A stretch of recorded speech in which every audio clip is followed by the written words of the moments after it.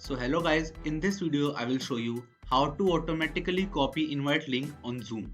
So for that guys, first of all you will need to open Zoom desktop application and then you guys can see this settings icon on the top right section. After that you need to select it, and now in the general section you guys can see this option right here which says copy the invite link automatically once the meeting starts.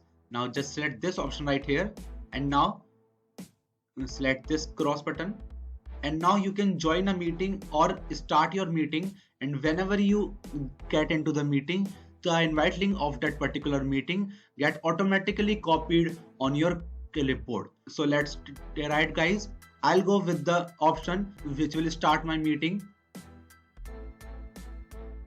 So guys, as you can see I've get into my Zoom meeting. Now let's try and open the notepad right here, and now let's just paste the invite link. So guys, as you can see the invite link get automatically copied and I didn't copy it from anywhere.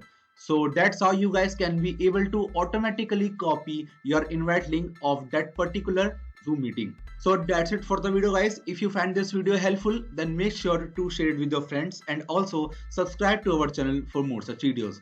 And thanks for watching.